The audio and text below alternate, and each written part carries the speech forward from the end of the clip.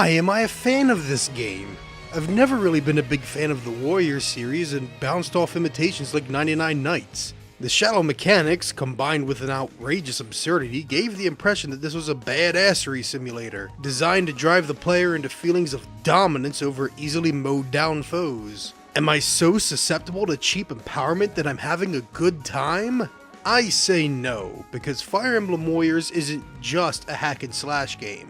It's a gaming sandwich of hacky-slashy jelly mashed into some tacticky strategy peanut butter.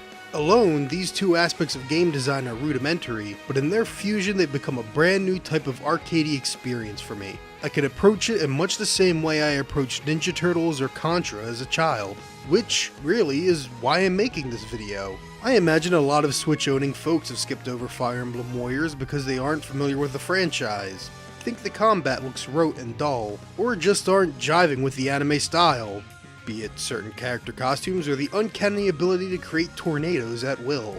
I wanted to let folks know that they might be missing out on one of the more enjoyable Switch games available right now. But enjoyable how? Let's start with that hacky-slashy first.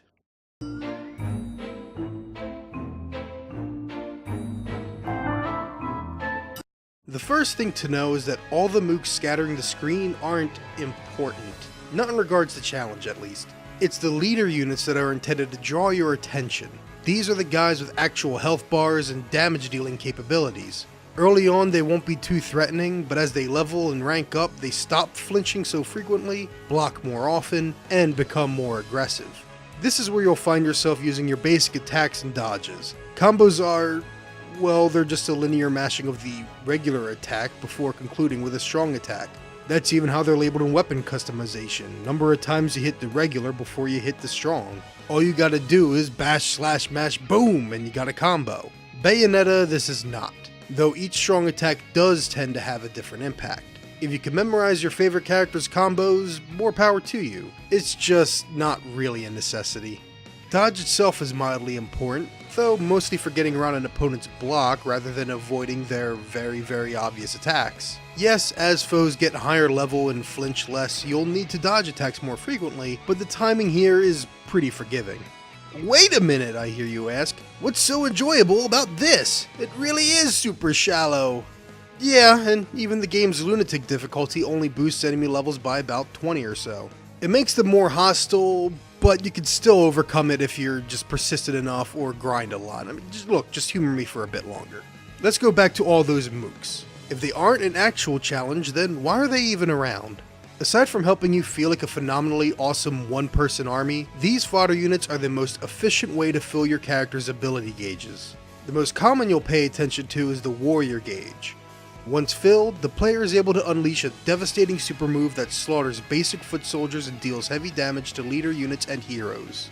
As long as you're attacking something, this gauge will fill. This means that all those mooks on the battlefield are an efficient, swift, low-risk method of filling your gauge so you can better be prepared going toe-to-toe with leader units. This starts to shift our focus away from the intricacies of combat into the intricacies of the battlefield. Unlike Bayonetta or Devil May Cry, you're not mastering a single character's moveset and dealing with an arena of foes. The vast number of enemies are not an obstacle, but a resource, and each leader unit represents not a boss fight, but a strategic location or objective, which leads us to the tacticky strategy.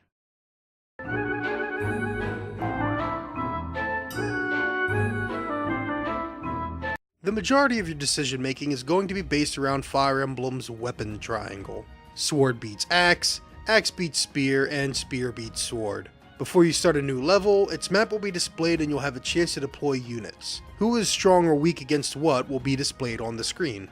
This is the engine that drives the game. There'd be little reason to swap characters otherwise. You'd just be running around the battlefield as a single character, tackling the big baddies and completing one submission after the next until all is done. By implementing the weapon triangle, characters matched up with the wrong opponent can quickly find themselves in a bind. Wait a minute, didn't you say previously that the combat itself wasn't really challenging? You're right, I did, as long as you're playing the game correctly.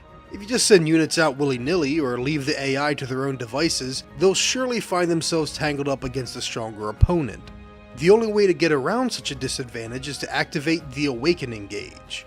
This ability makes every opponent in the area weak to that character's strikes for a limited period of time. The only way to keep Awakening running is to slaughter more mooks or pick up relevant tonics that tend to be dropped after slaughtering mooks. If you keep on relentlessly attacking leader types, you're going to see that Awakening run low real fast and conclude in an explosive attack similar to the Warrior Gage's strike, which is great if you're high enough level to slaughter everything in sight with that final blast.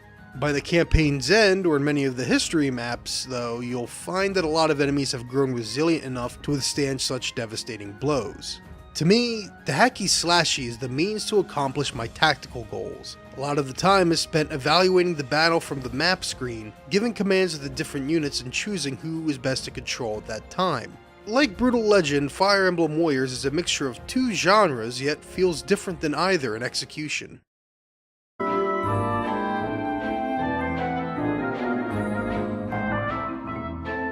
To help illustrate the impact of weapon strengths and weaknesses on the game's challenge, as well as an additional gameplay feature, I want to look back on an arena battle I fought. In the game's history mode, you can access a variety of maps with objectives not seen in the story campaign. As an example, this arena battle allowed me to pick just 2 of my characters to face off against enemy heroes and leaders without any mooks available to easily boost my gauges.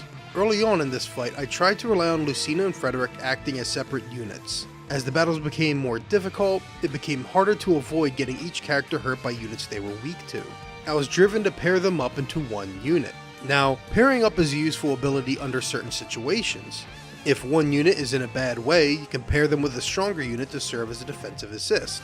Each clash of the blade results in 2 separate meters filling up, one dedicated to a support attack and the other to a defensive block. You can also swap which character is currently leading the charge, so even if you're reducing your available units on the battlefield to 1, you're also keeping characters away from danger until they are needed. In this way, I hope it becomes more clear how enjoyable and challenging Fire Emblem Warriors can be, even without a more in-depth combat system.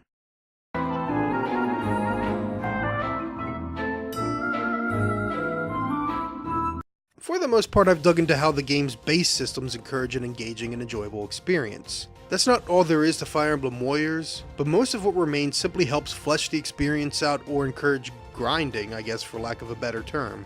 Weapon modification allows you to exploit additional weaknesses, such as the Mount Slayer annihilating cavalry units, as well as damage bonuses and increased odds for loot drops. Different types of enemies drop different types of materials which can be used to upgrade individual character attributes. Pairing units can also increase the relationship ranking between characters, dropping rare and unique materials which then can be used to unlock special unique abilities. The history mode itself includes a whole slew of restrictions and special objectives in their different maps, increasing the challenge over time or encouraging the player to use specific units only, driving the player to become well-rounded with the entire roster of characters available. Then you have characters like Lyn and Celica who can only be unlocked through history mode maps. The thing is, these kinds of features can't save a game that's not already enjoyable. If the base game were awful, then all of these elements would simply be busy work, or perhaps drag a mundane experience into something frustrating, tedious, and miserable. It's only because Fire Emblem Warriors has an effective enough core that any of this encourages further play.